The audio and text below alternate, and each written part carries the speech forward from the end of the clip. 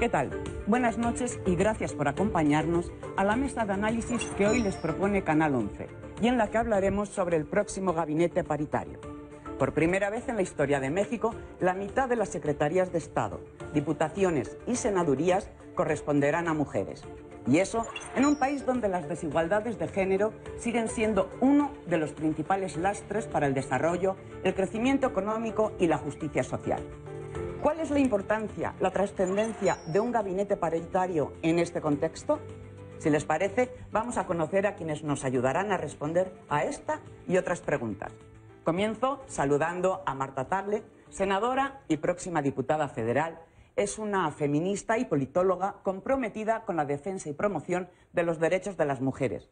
Milita en Movimiento Ciudadano desde su fundación. Buenas noches. Gracias, Marta.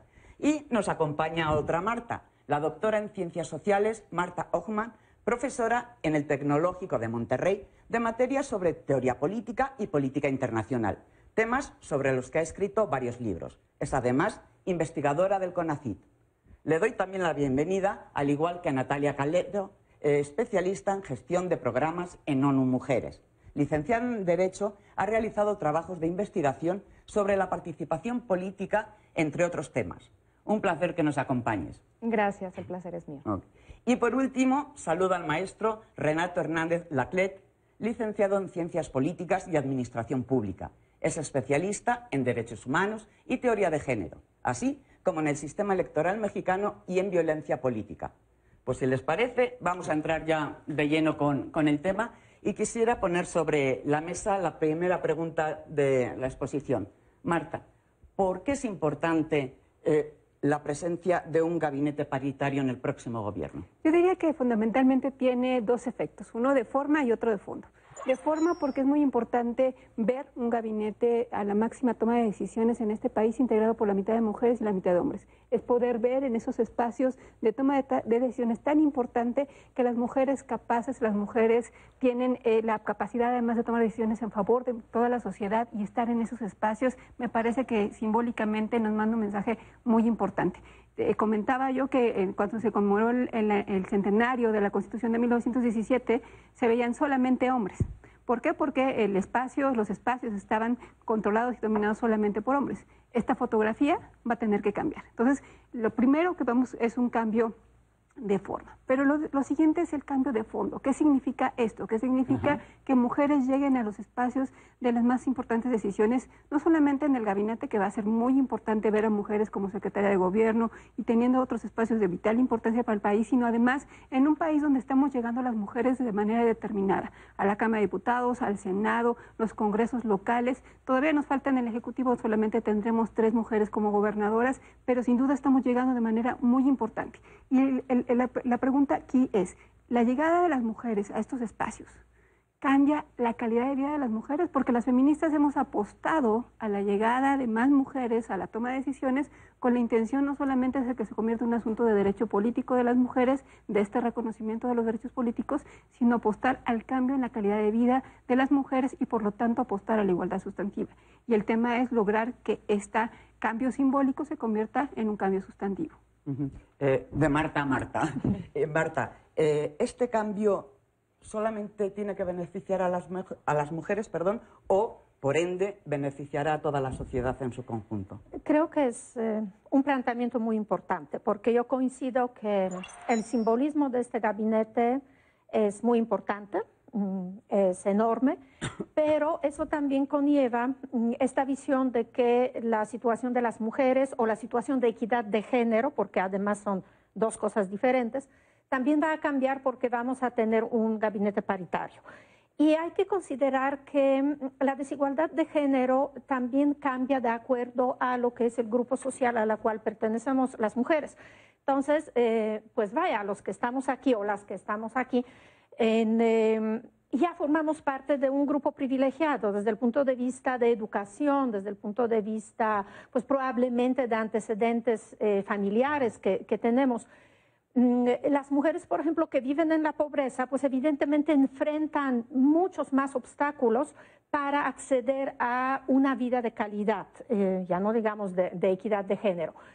Y son problemas estructurales. Entonces yo también lo que quiero mandar como un mensaje es que no exageremos con las expectativas, porque primero, evidentemente, una vez que una persona es parte del gobierno, pues tiene que gobernar para todos los ciudadanos, no solamente para los que votaron, pero tampoco solamente por ser joven, por los jóvenes o por ser mujer, por las mujeres. Pero segundo, un ejemplo de mi área. Vamos a tener una mujer dirigiendo CONACYT. Pero en los últimos 36 años, digamos, la cantidad de mujeres en el Sistema Nacional de Investigadores, pues si lo ves de forma optimista, se ha duplicado, pero eso significa que llegamos a 36%, significa que básicamente el cambio es de 1%, de medio punto porcentual por año.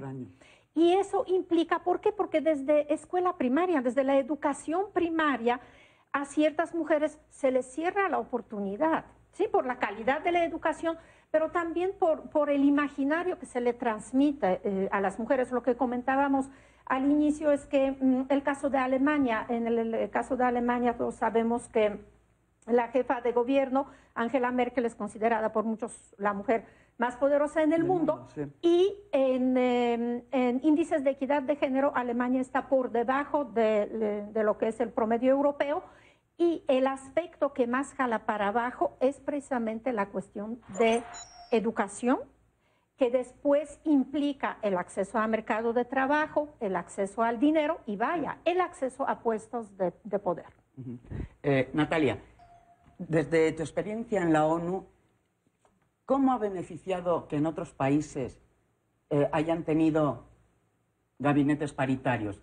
Y no pase como lo que dice Marta, como en Alemania, que tienen, la que encabeza el poder es una mujer, pero a la mera hora las mujeres no están todavía justamente retribuidas o calificadas o cualificadas.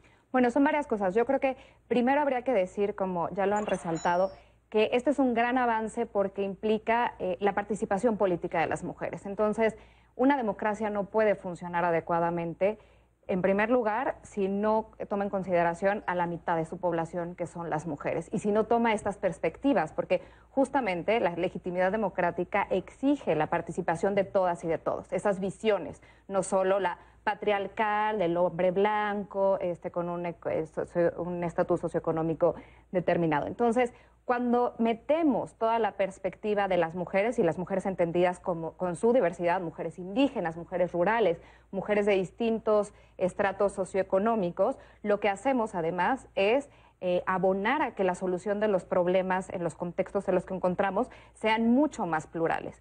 Entonces, si bien es cierto que hay algunos estudios específicos sobre cuál podría ser el impacto de las mujeres, reconozcamos en primer lugar que las mujeres deben estar ahí, primero porque es una garantía de sus derechos el poder participar y el poder tomar decisiones, y porque el funcionamiento democrático lo exige así, necesita estas visiones. Entonces, sí sería importante también, como lo mencionaron las dos Martas, no tener esta expectativa de que solo a raíz de que entren las mujeres, los problemas de las mujeres o las problemáticas de género van a ser atendidas, porque justamente tenemos que entender que las problemáticas de igualdad nos atañen a todas y a todos. Esto no es una cuestión, por supuesto que las feministas, gracias a ellas, es que hemos impulsado muchos temas.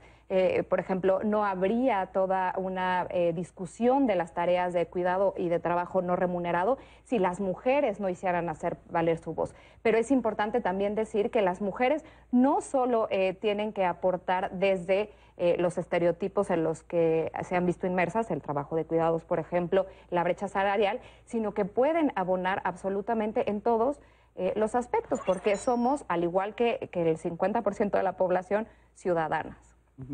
Renato. Yo coincido con lo dicho previamente. Me parece que el hecho de que haya mujeres en los espacios parlamentarios y en distintos espacios de participación no necesariamente significa que estas mujeres hayan asumido la agenda de género. Y esta ha sido una discusión que ha estado en el espacio político durante mucho tiempo, ¿no? Me parece una visión única. No es una visión única ni se convierte en un univocismo a partir del cual tenemos que ahora entender el país desde un punto de vista. Sin embargo, y aquí está la coincidencia, la presencia de las mujeres enriquece en todos los sentidos la discusión pública. Y cuando vemos a las mujeres participando desde el punto de vista de la legislación, desde el punto de vista del ejercicio de gobierno, desde el punto de vista de la producción de todos los beneficios sociales que un gobierno debe de generar en el espacio público para una población, lo que vemos entonces es una visión que no solamente va a generar equilibrios, sino que quizás va a deconstruir algunas desigualdades que en este momento tenemos manifiestas en la práctica pública. Entonces, me parece que el primer balance en términos de que las mujeres se incorporen en condiciones paritarias, hay que señalarlo en esta forma. Es un hecho positivo. Es un hecho completamente positivo y que México debe de resaltar como un logro y como un logro de los grupos de mujeres que buscan la participación política en todos los sentidos.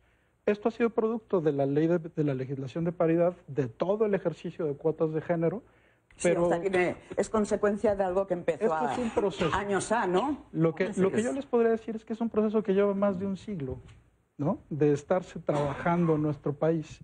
Y que en este sentido, pues México ha pasado del lugar número 8 al lugar número 3 en términos de representación política, y estamos muy, muy cerca de lo que es una condición paritaria en los espacios de representación en el nivel federal.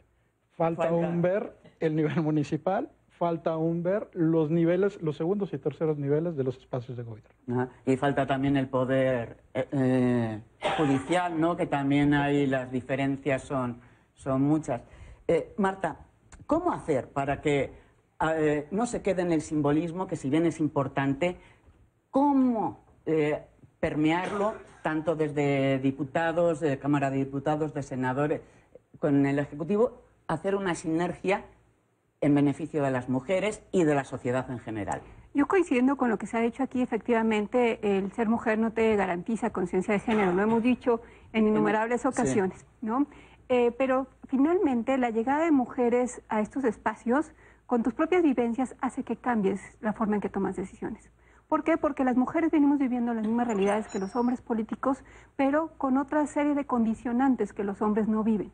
Y que eso, sin duda, hace que tú cambies o tomes decisiones de manera diferente. ¿Por qué? Porque ¿Cómo son la forma de hacer política de las mujeres? ¿En qué difiere de los hombres? Las mujeres, no importando que ahora lleguemos como secretarias de Estado, o seamos senadoras o diputadas, seguimos a cargo del tema de los cuidados. Y esa es una gran condicionante que nos pone en una situación totalmente diferente con los hombres. ¿Qué significa esto? Una mujer política, para poder salir a hacer su trabajo cotidiano, tiene que dejar resueltas muchas cosas en su casa, en su familia, y no importa el nivel de toma de decisiones en el que te encuentres. Y eso, sin duda, sobre todo ahora llegando tantas a este espacio, tendremos que tomar decisiones diferentes para incluso en temas de horarios y de condiciones en las que las mujeres hacemos política. ¿Por qué? Porque todo está dado de acuerdo a lo que los hombres necesitan, viven, sienten de manera cotidiana. Entonces, eso de entrada nos va a tener que llevar a tomar decisiones de manera diferente, sobre todo porque ahora somos un número tan importante de mujeres. A lo mejor cuando era un 5, 10, 15% de mujeres no se veía tanto y las mujeres tenían que buscar cómo resolvérselo. Ahora, entre todas, pensemos de manera conjunta cómo resolverlo, y por eso es que en la agenda, aunque no debería de ser, y en eso coincido con Natalia, no debería ser un asunto exclusivamente de las mujeres, pero si no somos las que ponemos en el tema de las prioridades cómo resolvemos el tema de los cuidados, nadie más lo va a hacer por nosotras, porque seguimos siendo las que estamos a cargo del tema de los cuidados de hijas, hijos, personas adultas mayores, personas enfermas en casa. Todo esto, ¿cómo lo vamos a atender? Y por eso me parece muy importante, además, tomando en cuenta que vamos a tener una paridad en el Senado, en la Cámara de Diputados, muchos congresos locales donde también de manera muy importante aumenta el número de mujeres legisladoras, tenemos que llevar una agenda común, porque también desde el legislativo se diseña política pública. O sea, no solamente se hacen leyes y se asignan presupuestos, sino a través de estas leyes y estos presupuestos también puedes coadyuvar con el Ejecutivo para tener una política pública en materia de igualdad. Y me parece que el paso que sigue es, ya trabajamos en este tema de igualdad de oportunidades, que de alguna manera se está viendo reflejada con las leyes de paridad. O sea, las mujeres de una u otra manera tenemos igualdad de oportunidades de acceder a estos espacios. con muchas situaciones de violencia, pero ahí está el tema de igualdad de oportunidades y ahora tenemos que generar igualdad de condiciones. Y uno de los temas fundamentales es atender la parte económica del empoderamiento económico de las mujeres y eso se logra leyes, presupuestos y políticas públicas que tenemos que trabajar en conjunto. Y también cambiando un poco la percepción de la sociedad, ¿no? De que los estereotipos, las discriminaciones culturales que tenemos en la cabeza. De hecho, yo creo que hay como una contradicción o una ambivalencia, pero que me ha gustado. Es decir, sí se marca que es un gabinete paritario, pero también se resalta que las mujeres que ocupan los puestos lo hacen por sus méritos, ¿sí? Porque hay tres formas como de empujar la equidad de género. Una, evidentemente, son la llamada discriminación positiva o la acción afirmativa. Ya la terminología indica que hay una percepción negativa, que es una discriminación hacia la otra parte, hacia los hombres, y eso frecuentemente implica las interpretaciones de que las mujeres llegan a los puestos del poder porque se les favorece, porque se obliga al sistema a aceptar a las mujeres. Entonces me parece muy importante, tanto en el caso de un gabinete presidencial como, por ejemplo, hoy en la mañana lo que escuchábamos comentarios sobre en la Ciudad de México. Sí, que anunció ayer. Exacto, ayer, y que los comentarios, aunque había mención de paridad de género, los comentarios resaltaban la calidad de funcionarios y funcionarias que están ocupando este puesto. Eso me parece muy positivo. Muy positivo. Porque, Marta, normalmente se asocia paridad de género con ventaja superficial y se cuestiona la lógica del más capaz. O sea, se cree que porque vaya una mujer quiere decir que ha habido un hombre que era más capaz, pero como era hombre no iba. Y eso, pero las estadísticas dicen que eso no es cierto, ¿no? ¿Alguien podría abundar de...? Yo solo quisiera justamente mencionar el punto de que en un país como México, en el que la escolaridad a nivel universitario tenemos el 50% de las mujeres, ergo, las mujeres están preparadas. Y además, o sea, eso es un hecho. Eso es un hecho que no se puede, digamos, cuestionar si no se cuestionan las encuestas de escolaridad, evidentemente. Y además también el tema, y tratar el tema del estereotipo de los cuestionamientos que se les hacen a las mujeres para ocupar cargos de posición, no se les hacen a los hombres generalmente. Entonces, digamos falta también... de liderazgo, ¿no? Claro, pero además porque entendemos el liderazgo como una forma muy específica de hacerlo. No entendemos que hay formas de construir liderazgos distintas a las patriarcales. Esto también sería interesante discutirlo. No necesariamente porque las mujeres hagan política de forma distinta o haya una política femenina, sino, digamos, en la diversidad de las propias mujeres hay formas de construir liderazgos que son distintas a las que estamos acostumbradas a vivir. Entonces... sí, de hecho, hay muchas percepciones sobre estilos de liderazgo entre hombres y mujeres. Y, por ejemplo, en lo que en los hombres se define como asertividad, liderazgo, preparación, en las mujeres, por ejemplo, se califica de manera negativa, ¿no? Que la mujer es... por ejemplo, agresiva. Mandona. Exactamente. Y eso implica también... Histérica, de repente sale lo de histérica por ahí, ¿no? Siempre. Que es importante considerar que las mujeres pueden hacer la política, digamos, de la misma manera que los hombres, es decir, que sí tienen derecho a ser agresivas, por ejemplo. ¿Sí? O sea, digo, no hablo de agresión o de violencia física, pero de realmente defender demostrar, con energía los puntos exactamente, de vista. y decir, algo que me molesta es que de repente se enfoca los derechos de la mujer porque tenemos tantos méritos, porque cuidamos a los hijos, ¿no? Porque las mujeres son buenas y las mujeres, no sé, por ahí recuerdan ese artículo de Francis Fukuyama, ¿no? Que decía que si las mujeres llegan al poder, entonces no va a haber guerras porque las mujeres son más pacíficas. No, esa es una visión... Yo creo que independientemente de que las mujeres no seamos pacíficas, tengamos igual, digamos, rasgos de carácter negativos como los hombres, tenemos los mismos derechos políticos, ¿sí? O sea, no esperemos, que esa es otra expectativa de repente, que las mujeres van a ser en la política angelicales, mientras que los hombres no lo son, porque pues no somos así como seres humanos. Pero además, ¿sabes qué? Bueno, Renato quería desde hace rato decir algo. Yo creo que esto que estamos discutiendo es de mucha relevancia, porque es de construir a su vez un estereotipo sobre la expectativa que se tiene sobre las mujeres, y hay que clarificar esto.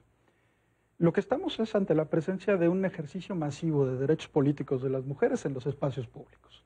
No había precedente de esto en nuestro país, ¿no? Habíamos venido en una progresión gradual, se hablaba de 80 años, se hablaba de 90 años de una curva de inserción de las mujeres, y lo que ha hecho la política de paridad, ¿no? El principio de paridad como tal, constitucionalmente establecido, es precisamente reducir este periodo de tiempo de espera e incorporar a una gran cantidad de mujeres a los espacios públicos. Ahora, de ahí a que las mujeres deban, por ser mujeres, tener una conducta diferencial en cómo hacer política, en que van a ser más éticas, en que van a ser menos agresivas, etcétera, también me parece una falacia argumentativa. Sí, pero es lo que está en el imaginario, ¿no? Eso está en el discurso público, y me parece que tenemos que deconstruir eso. Las mujeres traen, muchas de ellas, su propia agenda, en algunos casos agenda de género, en otros casos traen agendas partidistas, y en otros casos yo con mucho gusto empiezo a observar ya una agenda de igualdad común, en donde a partir del trabajo de organismos internacionales y a partir del trabajo de grupos comunitarios que están señalando los problemas en las calles, es como se empieza a integrar verdaderamente una visión en la cual tenemos que empezar a legislar y a realizar política pública que sea precursora de condiciones de igualdad para todos. Y entonces esto es un cambio de paradigma y de discurso. No solamente para mujeres, sino para mujeres y para hombres. Exacto. Esto es un cambio de paradigma y de discurso. Lo que pasa es que tenemos un paradigma completamente masculinizado, ¿no? En donde de lo que hablábamos era del bien del país, y el país éramos los hombres. Y ahora de lo que estamos hablando es de un país en donde hombres y mujeres estamos jugando en el espacio público, ¿no? Entonces, me parece que esto es relevante señalarlo, porque va a haber claroscuros, igual que en todas las legislaturas, igual que en todos los gobiernos, y esto no va a ser culpa de las mujeres, es culpa de los gobiernos, es culpa de las personas que están en los espacios parlamentarios, etcétera, etcétera. Cada quien tendrá que asumir su propia responsabilidad política. Sí, pero también es cierto que si una mujer se equivoca, parece que se está cuestionando a todo el género. Es correcto. Si se equivoca un hombre, se equivoca él porque es tonto. Se universaliza, en cambio, a una mujer el error. ¿Tenemos más responsabilidad ahí? No, pues yo debo decir que sin duda, y eso lo digo así como política, que sin duda las mujeres vamos a ser mucho más cuestionadas y lo tenemos que tener muy claro. Y no porque esté bien, sino porque eso va a suceder. O sea, las mujeres ahora vamos a estar mucho más en el ojo, en la lupa, y además medidas de manera diferente. Generalmente a las mujeres se nos exige el doble y se nos reconoce la mitad, ¿no? Y en ese sentido, porque al final de cuentas hay datos, por ejemplo, las legislaturas, el mayor número de mujeres con posgrados son de mujeres en la Cámara de Diputados y en el Senado, y sin embargo siempre se pone el tema de la capacidad de las mujeres, ¿no? Sí, lo que comentábamos antes, ¿no? Se asume que las mujeres no son las que tienen capacidad. Los indicadores de producción legislativa, ¿no? Las mujeres son las más productivas, sí, o sea, y además sí traemos una educación basada en género donde nos cargamos de más responsabilidades, y ese también es el gran reto. O sea, ¿cómo le hacemos las mujeres para dejar de ser las supermujeres que podemos con todo, de ser las responsables y decir, si tenemos nuestra responsabilidad de reconocer nuestro ámbito de responsabilidad y hasta ahí llegar, y no también sobrecargarnos y sobreexigirles a las mujeres, porque sin duda va a ser un tema que vamos a ver por ahí. Y por otra parte, yo creo que sin duda el tema de la más llegada de mujeres a estos espacios de toma de decisiones, y particularmente en el Ejecutivo, donde no había una acción afirmativa para que llegaran de manera obligatoria mujeres, me parece que es el resultado de esta acción progresiva que hemos venido viviendo. Porque si bien las mujeres al final de cuentas han demostrado con los hechos que son muy capaces, al final de cuentas también hemos venido acumulando esa experiencia que nos podía haber faltado. O sea, todas las mujeres que están llegando a estos espacios en el Ejecutivo son mujeres que ya tienen experiencias diversas, desde la academia, desde la sociedad civil, desde otros cargos públicos, y que con esa experiencia también llegan a esos espacios de toma de decisiones. O sea, no son mujeres improvisadas que llegan de la noche a la mañana y que cualquiera puede decir, bueno, ¿y quién es esa secretaria? No, creo que todos podemos revisar las currículas de las personas que llegan ahí Y no siempre nos pasa con los hombres, pero los hombres, bueno, pues ya tienen muchas veces ocupando esos cargos, pasando por esos lugares y... El club de Toby es muy El club de Toby ha dado poderoso varias todavía. vueltas, ¿no? Han sido presidentes, regidores, diputados, han ido y venido varias veces y es una experiencia que han adquirido, sin duda. Y las mujeres que hoy están llegando, tanto en el gabinete de la Ciudad de México como en el gabinete a nivel de la presidencia, son mujeres con esa experiencia. O sea, también las mujeres hemos venido a tener que acumulando esta experiencia para que de manera progresiva, hoy sin la necesidad de una acción afirmativa, estén las mujeres en el gabinete de manera paritaria. A ver, pongo sobre la mesa. A mí me cuesta un poco entender, y lo confieso, viendo las campañas, me da igual de qué partido me quieran hablar o de qué candidato. La agenda de género pasaba como muy desapercibida, no era nada importante, incluso en Morena.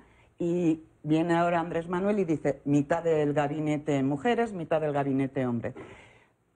El hecho de que no haya sido tan tratados los temas de género de las mujeres no quiere decir que igual estamos esperando demasiado o que solamente fue esto una decisión para tapar el ojo y decir, mira, que pro mujer soy cuando no lo he sido hasta ahora nunca. A ver, Renato. A ver, yo quiero hacer es mi percepción, un comentario porque me parece que hay que deconstruir toda esta serie de rumores que andan en las redes sociales, sobre todo. No me ha parecido muy complicado esto. Como ahora, cuando nos recibí la invitación para venir a tu programa, lo que hice fue hacer un análisis previo sobre los documentos del partido político que quedó en el poder de Morena y de la agenda de género de este partido político. Y eso después hice una comparación contra lo que es la agenda de género internacional para ver qué temas son los que se están identificando y qué temas son los que están quedando como en el aire, ¿no? Entonces, del proyecto de nación que se presenta documentalmente, ¿no? Fíjate, se asume la equidad de género como eje y principio rector, no la igualdad, ¿no? Aquí tenemos un tema importante. Se asume la Agenda 2030, especialmente en su objetivo número 5, ¿no? De igualdad y empoderamiento para las mujeres, lo cual debería de llevarnos a una serie de acciones de política pública que coadyuven al logro y al cumplimiento de este objetivo. Se asume una política migratoria transversal con una visión de género basada en grupos vulnerables como mujeres, adultas mayores y niñas. Se asume proyectos específicos que me pareció muy interesante de la conversión y diversificación de la pesca a maricultura en ríos. Esto significa que dejar de sobreexplotar las costas y empezar a generar proyectos productivos liderados por mujeres en ríos y en lagunas que tienen además un alto poder adquisitivo en términos del producto que generan. Se asumen proyectos en materia de banca de desarrollo, ¿no? Y esto significa apoyos financieros, nada más están descritos, aclaro que no está dicho todavía cómo se va a hacer, pero está descrito el apoyo financiero, la capacitación para mujeres emprendedoras y la incorporación de las mujeres al ecosistema de desarrollo tecnológico. Y finalmente se asume para el campo la organización productiva de mujeres, o sea, y generar redes de mujeres para fomentar y propiciar la organización en el campo, la participación en iniciativas de mujeres en empresas sociales y la atención específica para mujeres agrícolas y productoras. Entonces, en el proyecto de nación, esto es lo que está reflejado. Señalo que no es una política específica de género, sino lo que son acciones transversales que se identifican y que me parece que tiene todavía que fortalecer este gobierno entrante para generar una verdadera política de género, ¿no? Yo quisiera resaltar que 9 agencias de Naciones Unidas, justo antes de que fueran las elecciones, tras la revisión de las plataformas electorales que habían registrado los partidos políticos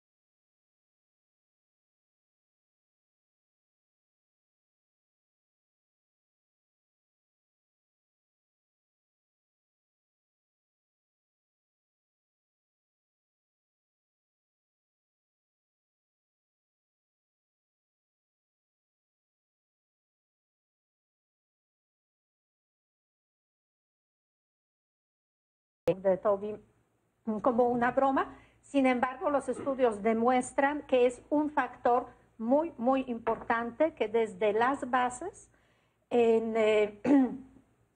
los hombres apoyan a los hombres, las mujeres se preparan más, pero entran menos en lo que son los juegos, digamos, de poder. De apoyos informales dentro de, por ejemplo, de los partidos. Y el otro fenómeno que creo que es interesante es que los partidos que tienen la oportunidad de ganar las elecciones, en las campañas hablan de temas que son socialmente no polémicos.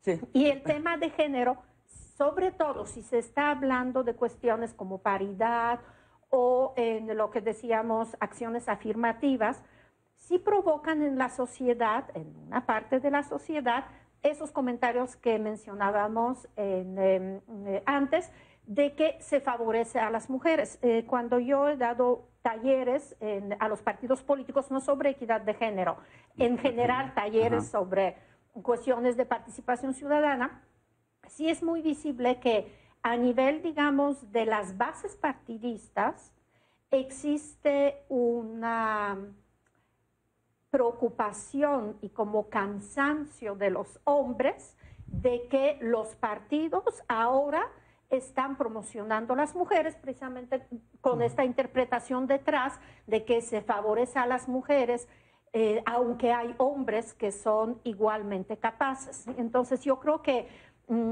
esta observación tuya refleja lo que es un hecho en la sociedad mexicana. En la sociedad mexicana... Y no solo en la mexicana, no por desgracia, en muchos de países avanzados también. Sí, en general, sobre todo, bueno, la creciente violencia en contra de las mujeres. Una de las explicaciones es precisamente ese resentimiento, porque se ve que las mujeres de una manera, bueno, se dice demasiado agresiva, están reclamando posiciones que antes no han ocupado en la sociedad, y creo que eso explica, porque en las campañas el tema de equidad de género era más como para especialistas y menos para las reuniones masivas.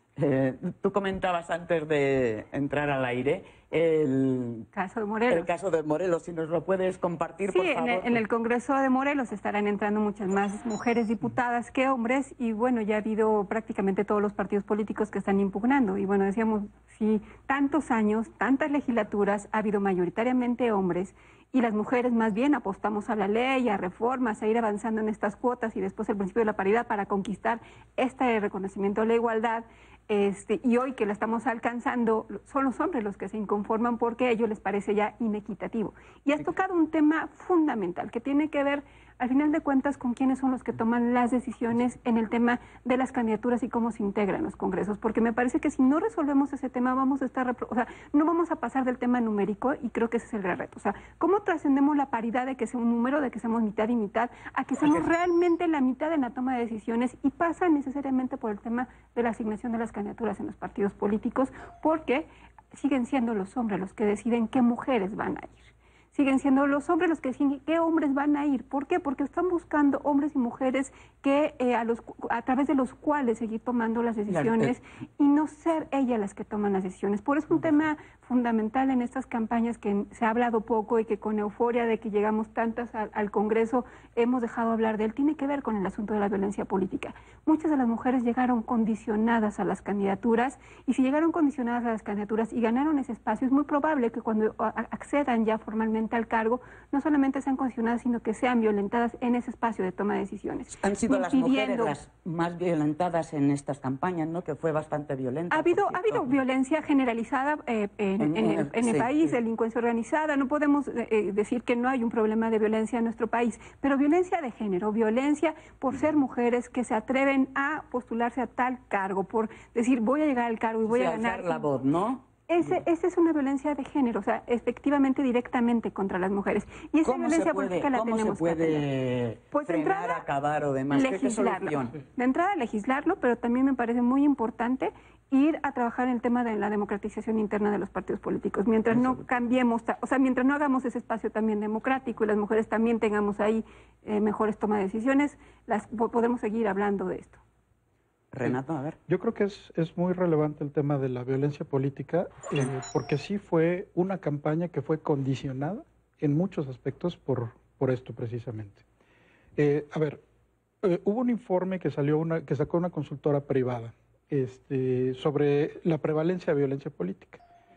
Lo que se demostró a partir de reportes periodísticos, no es un informe oficial, es que la prevalencia de violencia política se presentó en un 70% sobre hombres y en un 30% sobre mujeres. Sin embargo, el tipo de violencia que sufrieron las mujeres fue mucho más radical y más intensa en términos del impedimento del ejercicio de derechos políticos para que pudieran llegar precisamente a los espacios. Entonces, lo primero que tenemos que hablar es de un fenómeno generalizado, y aquí coincido, en materia de violencia política que condicionó la elección. Y segundo, las mujeres sí están sufriendo una mayor radicalidad en términos del tipo de delitos que sufren y en términos de las condicionantes que les son impuestas para el ejercicio de cargos político-electorales o que tuvieron que ver con participación política. Ahora, si hablamos de la violencia política después del proceso electoral, pues entonces de lo que estamos hablando es del ejercicio de gobierno y de las condicionantes que puede haber precisamente por los propios grupos políticos para que las mujeres puedan desarrollarse con toda libertad en el ejercicio de sus funciones. Y aquí todavía no hemos visto todo lo que estamos por ver. Me parece que se vienen situaciones muy complejas por las condicionantes de las que hablaba precisamente Marta.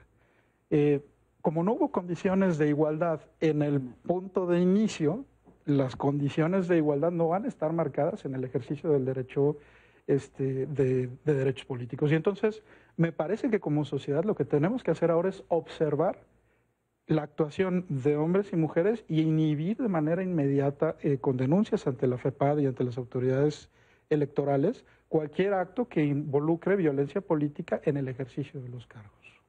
Natalia está esperando ahí. Sí, justamente ansiosa. porque en el mismo sentido, desde ONU Mujeres hemos hecho llamados, porque ha funcionado en otros países, como en el caso de Bolivia, a legislar de manera congruente y adecuada el tema de la violencia política contra las mujeres, porque eso además le da mucha claridad a las autoridades de hasta dónde pueden llegar, qué sí es violencia política en contra de las mujeres en razón de género, por el hecho de ser mujeres, etcétera. Y esto además permite a su vez la construcción de políticas públicas que por un lado la prevengan, que además tiene que ver también con la eliminación y la deconstrucción, como bien lo mencionaba Renato, de los estereotipos, de esto de que la mujer no es capaz de hacer política, etcétera. Y por otro lado también creemos que es importante atender este fenómeno también desde los datos. Entonces necesitamos muchas mayores herramientas para entender cuál es la dimensión real de este problema en México, porque sabemos que lo hay cuando escuchamos los casos de Rosa Pérez, de Elisa Cepeda, que ya son mujeres en el cargo, no mujeres que sufrieron violencia siendo candidatas, sino ya en el cargo. Es terrible, desde machetazos hasta secuestros, en fin. Entonces, en ese sentido también contar con datos nos va a ayudar a entender cuál es la problemática, cómo es a nivel local, porque no es lo mismo que a nivel federal, no es lo mismo ser candidata a una presidencia municipal de un municipio que una candidata a la senaduría, aun cuando ambas sufren violencia, pero poder entender con los datos cuáles son las diferencias entre estas conductas que sufren, puede ayudarnos a construir mejores tanto legislaciones como políticas públicas. Marta, ¿vamos avanzando o retrocediendo en ese término en concreto, en el de la violencia? Porque estaba viendo estadísticas de otros países, de los nórdicos, que pensamos que no hay violencia ni nada, y cuanto más acceden las mujeres al poder, más violencia sufren. Sí, aunque también creo yo que es el tema de visibilidad, es decir, se habla más de violencia y además se ha tipificado violencia de género. Pues antes era violencia, ¿no? Antes era violencia, pero y además mucho de eso pues no era visible. Sin embargo, yo creo que sí, bueno, no sé cuál sería el verbo, pero digamos, la situación no ha mejorado, ¿sí? Porque cuando digo avanzamos, ya no sé cómo se va a interpretar la cuestión ante los índices de violencia.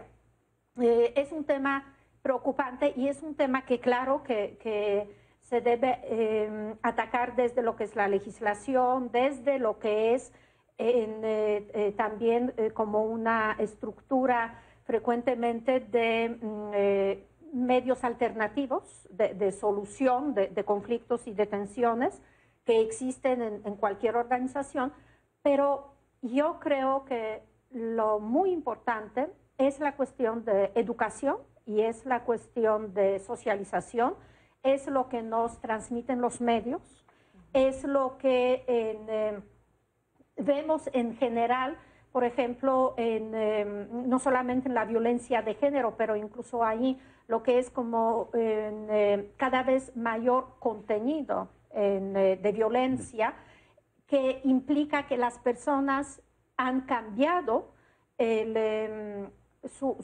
digamos, antes las personas controlaban más lo que eran expresiones, por ejemplo, verbales, ¿sí? Bueno, vamos a salir del contexto de México, pero creo que de cualquier manera sigue siendo un ejemplo que es increíble, ¿no? Que un hombre que dice que se puede, pues, básicamente acosar físicamente a una mujer, prácticamente violar, aunque digas, ¿no? Que sí, manosear a una mujer, pues llegue a ser presidente de una nación, pero además con un voto de las mujeres, ¿sí? Entonces, no es solamente cuestión de hombres, es también cuestión de nosotras las mujeres, quienes de repente aceptamos lo que no debería ser aceptable. Sí, es un problema sumamente complicado, pero efectivamente no es solamente viene de muy México. Atrás y desde que nacemos, ¿no? En España eso es muy obvio, los índices de violencia contra las mujeres que están creciendo. Bueno, en México... no es el país que más tiene de Europa, de la Unión Europea. De hecho, ¿no? bueno... Lo que pasa es que ahí sí se visibiliza mucho. O sea, en los medios, pero también, sí, por ejemplo, llama atención Suecia, ¿no? Suecia que sale muy bien en los indicadores, de hecho ahí sin ningún tipo de tiene más violencia. De acción positiva. Normalmente el gobierno, el legislativo son paritarios, estamos 50-50, pero realmente sí, como una tendencia, como lo normal en la política, y al mismo tiempo crecientes reportes de violencia en las familias. Sí, es sorprendente, pero sí. Renata, a ver, sí, yo creo que Marta acaba de dar un dato que es muy relevante, porque me parece que la agenda de género tiene que incorporar en este sexenio precisamente el trabajo con hombres para empezar a lograr deconstruir todo este ambiente de violencia. Me explico.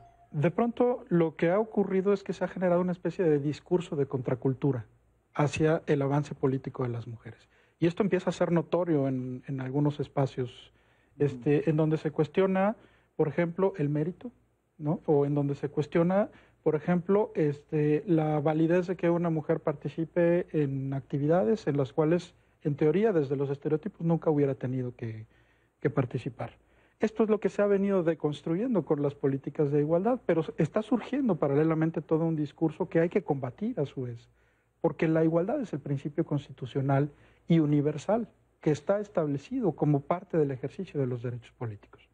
Entonces, si la agenda no incorpora, o no se amplía más bien, ¿no?, a trabajar con masculinidades, a trabajar con hombres, para que los hombres logren generar una cultura de acompañamiento a las mujeres en estos espacios de participación, lo que estamos observando es, como correctamente dice la doctora, un incremento en las agresiones hacia las mujeres. Entonces, esto se tiene que ver desde un punto de vista holístico, no se puede ver únicamente desde un punto de vista específico sobre una sola política pública, ¿no? Y aterrizar esa agenda en la educación, básicamente, ¿no? Para desde las clases, que no es cosa de mujeres o no es cosa de hombres, ¿no? Sino que somos todos. Es que sin duda los cambios culturales requieren un tema fundamental, que es la educación, pero no solamente desde la educación formal. Los medios de comunicación juegan un papel fundamental, son los que siguen reproduciendo muchos estereotipos, son los que siguen incluso fomentando situaciones de violencia contra las mujeres, y eso ha evitado que las personas identifiquemos incluso el papel que cada uno jugamos en reproducir la violencia. Muchas veces creemos que un chiste no es misógino, o si es misógino, con eso no pasa nada, y desde el cotidiano nosotros estamos generando y contribuyendo a que la violencia continúe y a generar este imaginario colectivo de que porque ahora las mujeres quieren estar en todo, ¿no? Incluso desde las propias mujeres. Y por supuesto esto requiere un cambio cultural profundo que, entre otras cosas, pase por la educación, pero también un tema de trabajar con los medios de comunicación para el asunto de los contenidos y trabajar en situaciones en las que indudablemente tenemos que trabajar ya con los hombres adultos, como comenta Renato, a incluir el tema de las nuevas masculinidades. Esto sin duda va a llevar mucho tiempo más, ¿no? Porque al final de cuentas un cambio cultural no va... requiere generaciones, ¿no? A veces. Y por eso es que decía que de alguna manera el cambio simbólico del que hablábamos en un principio es importante, ¿no? Porque, o sea, también simbólicamente el que veas que llegan más mujeres con capacidades a esos espacios y hacen bien las cosas, sin duda, tiene que empezarte a generar cambios en la forma en la que ven las cosas desde un principio, preparándonos. ¿no? El ver ahora fotos del gabinete, la mitad mujeres, genera ejemplo, ajá, eso genera a las niñas que están en las escuelas, ¿de qué forma les puede, o sea, les lleva a pensar, pues yo también puedo ser... imaginar. Sí, ¿no? Porque nos movemos por modelos. A mí una presidenta municipal, justamente en Oaxaca, cuando preguntábamos en un taller que nos comentaran cuáles eran que nos compartieran cuál había sido el mayor éxito de haber sido presidenta municipal, y ella nos decía, y a mí me quedó muy marcado, porque ella decía que lo que más le dejaba satisfacción de ese cargo es que las niñas de su comunidad se dieran cuenta que podían ser algo más que las señoras que se encargaban de lavar la ropa y darle de comer a los niños, que ellas también podían tomar las decisiones, ¿no? Entonces, el cambio simbólico también es muy importante, y por eso es que desde el feminismo se ha insistido tanto en que las mujeres lleguemos también a estos espacios de toma de decisiones, porque necesitamos generar medidas que nos ayuden a hacer los cambios culturales de una manera más rápida, porque si seguimos su curso normal nos podemos tardar siglos y vamos a seguir aquí en las mismas. Más de 100 años, ¿no? Según organismos internacionales. Esta llegada masiva de mujeres a puestos de toma de decisión, creo que también va a tener un reflejo importante, o debería tenerlo en teoría, ¿no? Para eliminar los techos de cristal, las brechas salariales, ¿o no? Duda. Marta debería. Yo creo que, como lo decía Marta justamente, este gran número de mujeres que van a llegar, que han sufrido la brecha salarial, que tienen que trabajar las dobles jornadas, por supuesto que que esperamos que tenga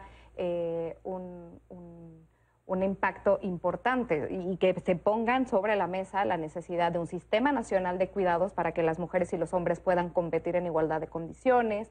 O la baja maternal, que sea maternal y paternal repartida al 50%, por ejemplo, ¿no? Exactamente, las brechas salariales, que si bien en los cargos públicos no existen, en el sistema privado sí. Y de hecho, y que esto además tenga no solo para la brecha salarial, sino que las mujeres puedan ocupar cargos, porque estamos hablando, retomo el primer tema, de gabinetes paritarios, pero es importante que las mujeres en los mandos medios y superiores de la administración pública federal... Sí, que se permee, ¿no? Que se permee, porque tenemos una gran base de mujeres, pero que ocupan cargos de menor rango en la administración pública federal, que no implican... toma de decisiones, y lo mismo en el Poder Judicial, y esto decirlo en el Poder Judicial, tanto federal como en los locales. Esto es también lo que decía Renato de las presidencias municipales también. Espera, porque quería... ¿Por qué tú no estás tan convencida de ello? Porque en general, cuando estamos hablando de avances de la mujer en lo que son espacios de toma de decisiones, estamos hablando de lo político, y lo político responde mucho más, a la política, ¿no? A lo que es también cuestión de imagen, cuestiones simbólicas, internacionales de las exigencias, la misma imagen del partido, porque no lo hemos mencionado aquí, pero eso no solamente en México, sino a nivel mundial, los que promueven más paridad en sus estructuras y en los gobiernos son partidos de izquierda. Cuando llegan o son mayorías de los partidos de derecha, centro-derecha, entonces como jala otra vez más hacia porcentaje digamos mayoritario para los hombres. Pero lo de salarios, la cuestión empresarial, la cuestión del sector privado, es muy difícil de, ¿cómo decirlo?, de intervenir.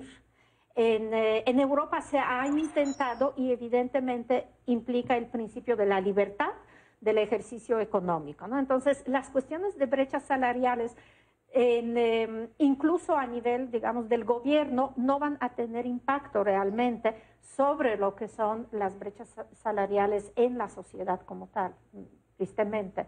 Yo creo que todavía faltan bastantes años para que lo podamos lograr. Sí. A ver, yo aquí tendría una opinión un poco distinta, porque sí hay posibilidad de trasladar las acciones afirmativas a los segundos y terceros niveles, al menos del gobierno federal, en este momento que se tiene un bono democrático, ¿no?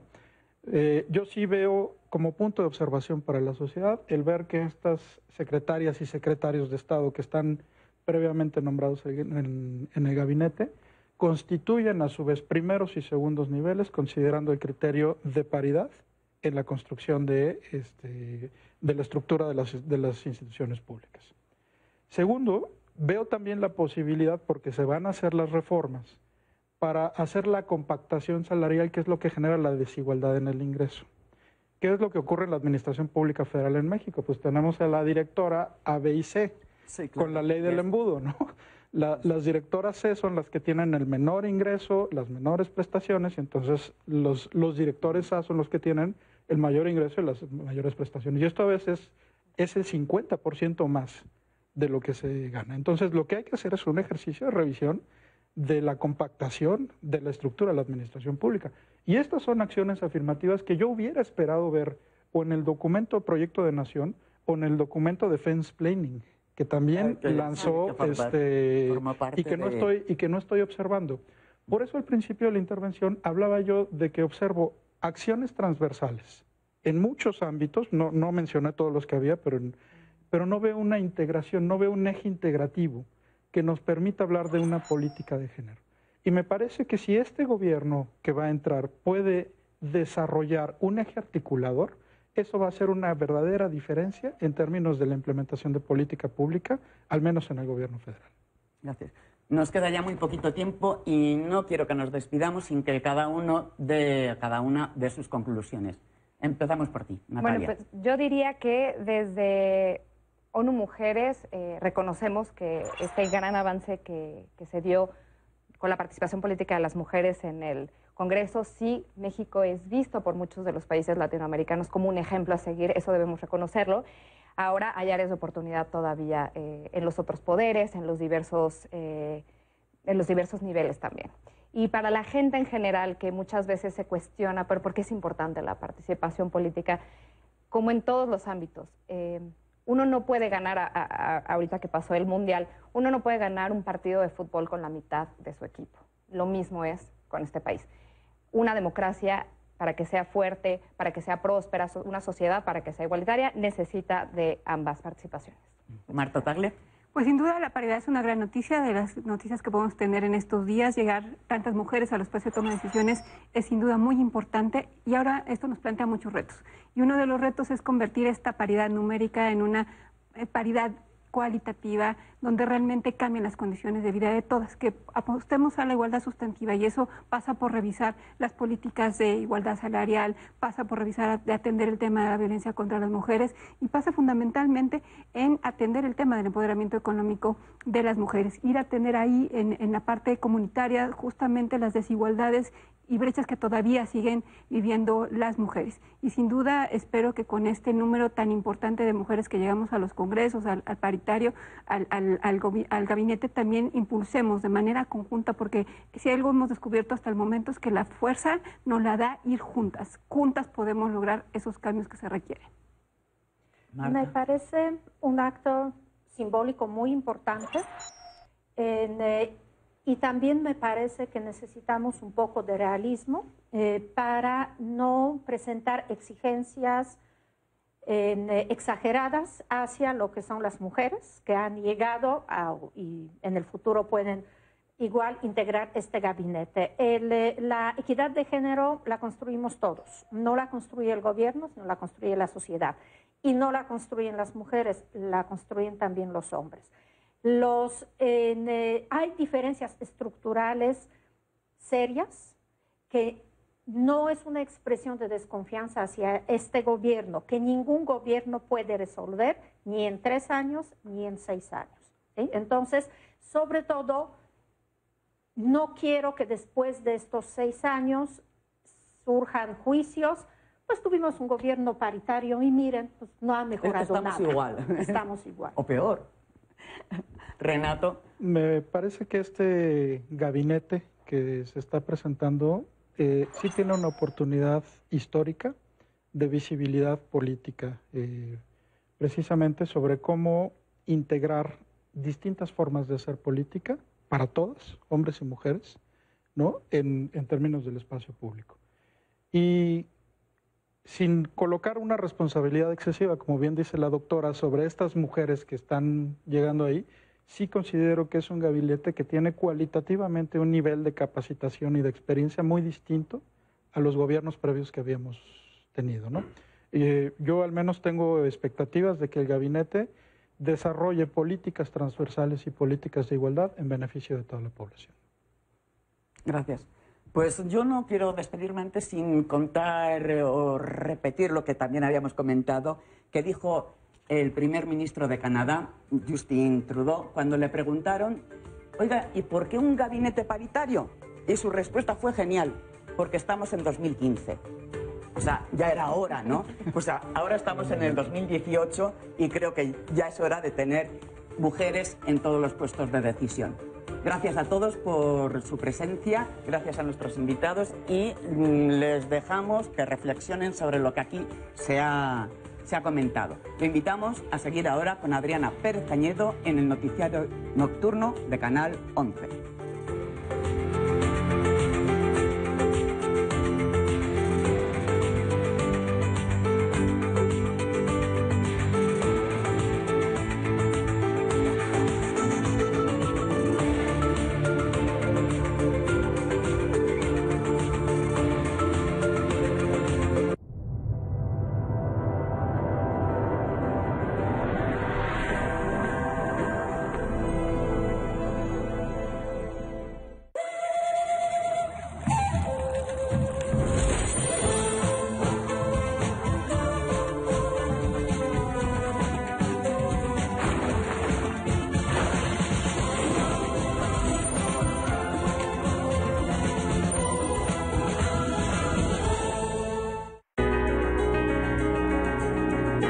Yo voté por...